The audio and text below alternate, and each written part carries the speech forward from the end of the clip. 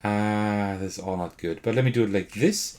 Another blackmail icon. So now we have covered all 5. That is bad. We're doing really bad here on that front. But let's just continue.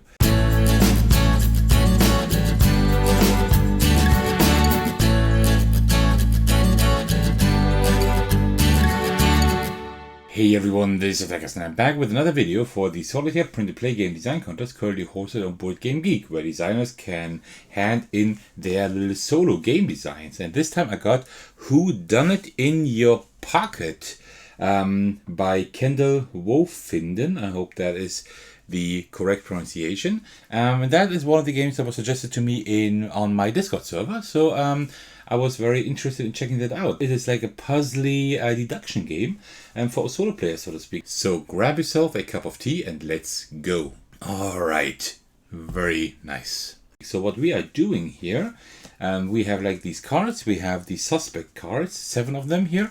You see like these little figures. Then we have the weapon cards, 7 of those. And we have 7 location cards. And let me just start setting this up and telling you how this works. For each of these stacks here, we remove 2 cards. Let me just put them aside there. Same thing here. We will just shuffle these up and then remove 2 cards, just like that. And then we put them all together here. And also here we will remove 2 cards for the weapons. And we're trying to deduce the suspect, the weapon, and the location. So also 2 here. And also you have these secret passage cards. These just help us like expand a little bit in our puzzle, which can be helpful. And we can choose the difficulty with that. So on hardest difficulty, we take none. Medium difficulty, we take 1 of those into the game. And easiest difficulty, we take 2. So I will just take 1 of those. Put them also in here. We don't need this anymore. And then we shuffle up all the cards here that we just put together. This is our little deck we go through, and we need to go through the entire deck in order to end the game. So what we are essentially doing is each of the symbols, like each of the suspects, weapons, and locations exist 3 times. And we have in these cards here, there's always like the system of double, kind of like the idea of double. Like 2 of the weapon cards, for example, can only have 1 weapon in common. So there's 1 weapon on 2 of these cards. Since there are 3 of them, there's only 1 of that same weapon in the deck left here. So if we have like 2 of the same weapon here laid out later on, this cannot be the weapon we are looking for, right? And we can use that on our little sheet here. But there are like more things that happen during the game to make it harder and more exciting. And actually, this is quite a difficult game, I would say. So we have like these little suspect sheets here. I have 2 of them that I have not put into a sleeve. I will just put them over here because we will need those. Let me just put them right. Well, maybe let's put them on the left here, like this. And here, like the first sheet is, we can just cross off all the suspects, weapons, and locations that we have found at least twice here. That means these can't be here among these cards. And here we have something else. These are like things that trigger like game end, like that trigger us to lose. So for example, we do have these blackmail items here, and whenever there are 3 visible at the same time, we advance the counter.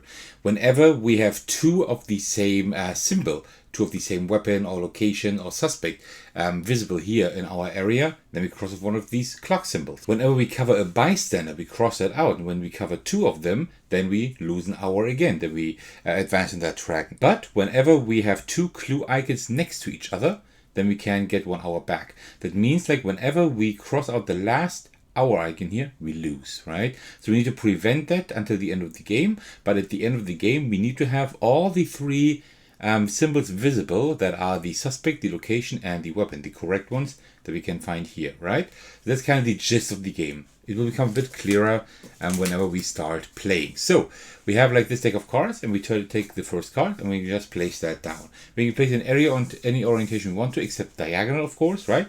We can put it like this or rotate it 90 degrees each. And then we take the next card. And now we always need to overlap 1 square of any card already on here, right? So here it would make sense. You see like this blackmail icon, I told you, right? As soon as we have 3 visible, we advance the clock, which we don't want, right? So instead, we could cover it like this. But then again, you see, we also have two of the same red one here, right? And we don't want two of the same visible here, because then we also advance the clock, right? So I think what I will do, actually, I will cover it like this here. We have two black mat icons, but we can cover them later, like this here. And you know what happens now? We have two of the same of that suspect here, right? That means this suspect cannot be here twice, because there are only 3 in the game, right? So we already know that this is not not the suspect. So we can take a pen and we can cross out that suspect. So we're down to 6 suspects now from 7, right? That's kind of how that works. So next card. Oh, this is actually our secret passage card. And there are secret passage icons here on the cards, and whenever we have one of those, we can put this secret passage card on the other icon, and then we just can extend the our area with that, right? But so we can just put that aside and use it later, and that's what I will do. All right, here's such a big secret passage card. So here are now different rooms, different locations, and also a blackmail item. We don't really want that, right? So what I will do is I'll put that here. So now we only still have 2 visible. That's fine. More suspects. You see, the blue one here is there twice. So we can cross that out already. Let me do that before we place that here. So this one cannot be the correct, cannot be the suspect. That is good to know. And also we want to cover that suspect somehow, right? The other one. So we don't have it here twice. So far we're doing well. We have not advanced the clock yet because... Oh no, we actually have. See this suspect? This can also not be the suspect. That's the good thing. The bad thing is we have 2 of the same suspect visible. So we cross out one of the clock icons here. That is pretty bad. All right. We need to go through the entire stack of cards. 16 cards, right? Including that one. We have 3 of the same blackmail icon here, right? That means we cross that off. The one with the 3 here, and also cross off a clock icon. That's pretty bad. Also, what I will do, I forgot about that, I will extend our game area a little bit, because now I can do that. So now we'll take the next card. So you see, that is not tough, because we do have a blackmail icon again. If I put that here, then we have 4 visible, and we cross off the next one. That is pretty bad. But I can't cover one. I can only maybe cover this one here, but then I also cover the green one. Maybe the green one is the suspect. That means I can no longer have the suspect here at the end of the game, right? That means that we lose the game, because at the end, let's say this was the suspect, we need to have like the right suspect here once visible. We need to have the suspect, the location, and the one visible. I cannot cover it, right? But we still have like 4, so it's like a 25% chance I'm covering up the suspect here. But let me still do it and just hope that it's not the suspect. Otherwise, I already lose, right? So here we have your rooms. This one is double here, right? The one with the desk. That means this one cannot be the location where the crime happened. And if I put this like this, then we have like 4 blackmail icons. That's pretty bad. I could cover it like this, but then we are covering a suspect again, right? And it's getting a little bit rough now, because the suspect we don't know yet whether it is there or not. So I will do it like this. We have another blackmail icon, so now we have 4. That is pretty bad.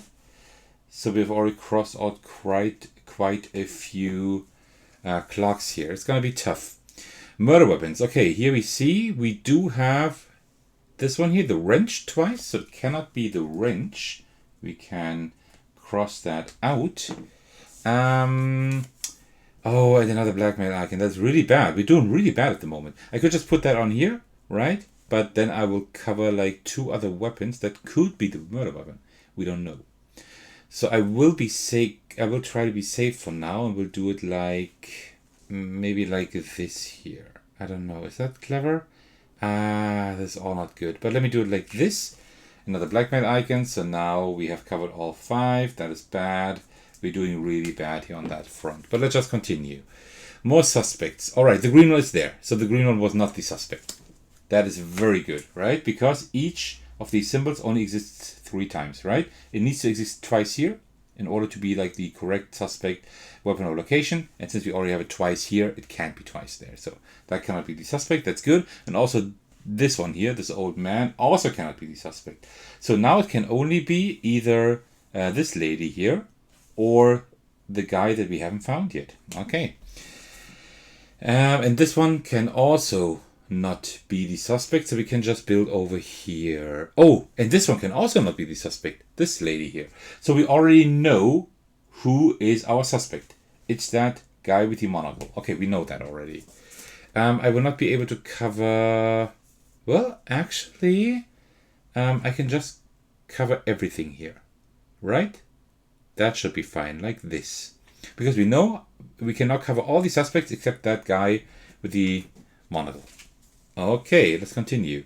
We have more locations. Is there anything new? No. There are no locations that we can now cross out, but we don't want two of this desk here, right?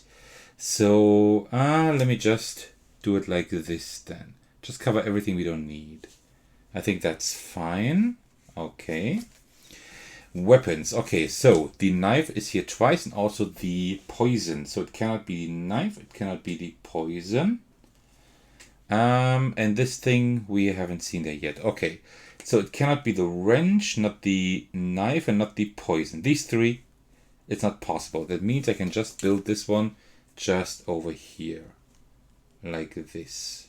Okay, that's fine. Okay, so we still have 5 cards left. Okay. More murder weapons. So also it cannot be that pipe thingy there. The gun, it can also not be. And this one here is the lamp, or whatever that is. Can also not be. It needs to be the rope, because everything else we have fun out. So now we can just cover as much as possible. I will not be able to cover the gun, the wrench, and like the pipe and the candle holder, I think it is. But I can cover at least 2 of those. So let me just put it like this here. Alright, so we have 2 guns here. That means we advance once more. Okay, but we're almost done. We only have 3 cards left. So, no, 4 cards. Now we just need to use the location. So I guess these are almost all location cards. Alright, so it cannot be the living room here. We can cross that off. It cannot be the bathing tub. And it also cannot be the mirror. Okay, so now we need to cover at least 2 of those. Can I do that? Yeah, I can do it like this. Ah, but that's also bystander, but still, okay. And then we cover it like this. That means we have covered 1 bystander. But we will advance the clock only when there are 2 bystanders covered. And also we see the living room twice, so we advance once more. Uh-oh. We're almost done with the game, and we have 3 left. Let's see. Here, the rope we need to have visible at the end of the game. There is poison and the candle holder, so let me just do it like this here. That's fine. That worked. So we do have the monocle guy. We haven't found him yet. He needs to be here. Alright, so the dining room, it also cannot be. What about this one here, the kitchen? I must have missed it. The kitchen or this one must be the right one. So, I don't know which one, actually. But that's fine. I don't need to have the solution here. I just need to have them visible here later on. So, let me see. I can just put it on here like this. And then everything should be fine. Yeah. That should be fine. Okay. And last card. Yeah, that is the guy with the monocle. And that is now bad because... Ooh, how can we cover that? We need to have her visible, and we need to have this room visible, and also this one, just because I don't know, and the rope. But I need to cover this lady here. How can I cover this one? Well, like this. Like this would work. I think like this, it's fine, actually. We covered her, that's fine, and no new symbols that are there twice. Okay, that means we have gone through the entire game. We have not crossed off the last clock yet, which is good. Or did I cover bystander here? Oh yeah, there's a bystander that I'm covering. So that means I actually have to cross off that bystander, and we have 2 here, and we advance the clock, and we actually lose. Ah, that's a shame. So we did lose the game, but we can still see whether or not we deduced correctly. So let's see. So the murder weapon, you see here. The 1 murder weapon that we have here twice. Well, let me actually, let me put this over here. And let me do the solution over here. So, is the rope. And we have the rope visible here. So that we made. That one we have done successfully. Then here we have the guy with the monocle. We can see him right there. That's fine. And then here we do have... Which one is it? It's the kitchen here that we have up there. So that's fine. So we actually deduced everything correctly. Everything here is visible, right? So that worked. But we still lost because we didn't do it in time. And that is already how you play Whodunit in your pocket. Yeah, a pretty cool entry. As usual, you know, I don't give any reviews here because these games are still in progress, right? They're still being worked on. These are very recent new designs, but I give you a first impression usually. And this is a pretty interesting take on the solo deduction game with a spatial puzzle. Actually, pretty cool and clever design with just a few cards. That is really clever. It's 15, I think 17 cards, I think, if you don't count these here. Really cool. I think you could also use these just put a sleeve on them and use a non-permanent marker, right? Or you could use cubes to say what you've used here. So yeah, very cool design. I like it quite a bit. I like these spatial puzzles. This one is very, very tough, right? Because everything holds you back whenever you cover something. So that is really tough. There probably are strategies how you can get that better. So far I always lose. I think I've always lost the game so far. I have deduced several times correctly that everything is there at the end. That you have everything, there you have the correct location, suspect, and weapon here. But I usually never make it in time. It's pretty tough. And this time I was really unlucky with the blackmail. Had I been able to cover at least one of those, I would have been fine. I would have won, but yeah, that's the way it is. But pretty cool design. I think this does have potential to make even more of it. But pretty cool. Very clever design. So thank you so much for watching and for sticking to the very end. I hope you enjoyed this video. As usual, I want to thank all of you for your support. And special thanks go out to all my generous patrons. And the biggest shout out goes out to Thecos and Ryan Hall, who are supporting me at the highest tier. Thank you so much for that. You can support me by watching, liking, and commenting on my videos, by subscribing to my YouTube channel, which would be amazing, by supporting me on Patreon, or by joining my Discord server to hang out with me and my amazing community. Alright, thank you so much for watching. I will see you in the very next video. Take care, everyone. Stay safe, and cheers.